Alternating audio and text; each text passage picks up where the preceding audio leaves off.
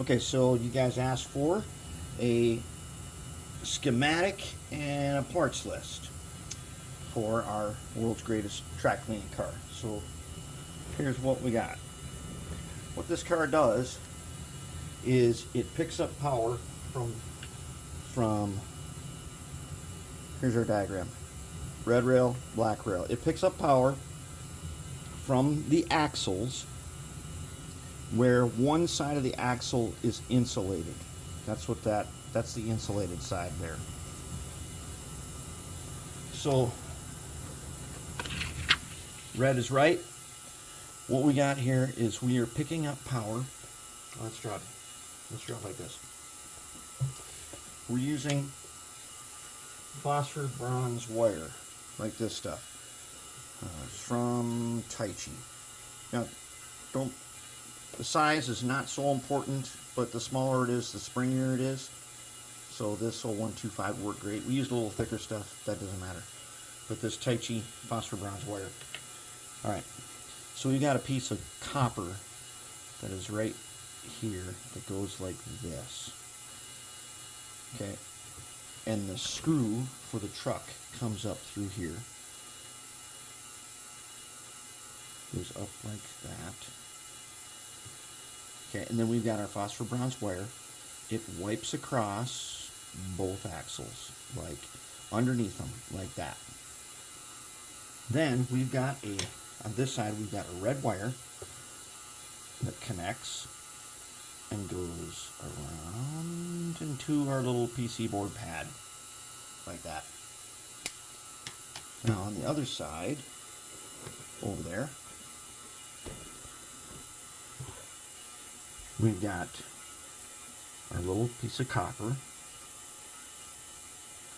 and then our screw comes up, and then we've got our wire that goes like this, like that, and then the black wire comes around onto our PC board pad. Okay, we only want to do this on one side for this Mark II version. So that's what we're looking at right there, is that. Alright, then we use a bridge rectifier, one of these 2W06s. And the way that works is on the bridge rectifier you got two little things. Let's see how we can do this. Okay, oh no, this guy here also has, he's got another gap right there and right there. That little PC board has 3 gaps in them. Okay, so the bridge rectifier, the plus one, there's a thing here that says plus, and that leg goes down to this guy. The minus one, right there, he comes down around to this guy right there. I'll zoom in on that so you can see it better. All right, then there are 2 guys on here that have a little tilde. So one of them comes down and goes to the red. One of them comes down over here and goes down to there. Okay, now that's, the power comes in to these little tildes, but then it goes out again like this. So that's our PC board.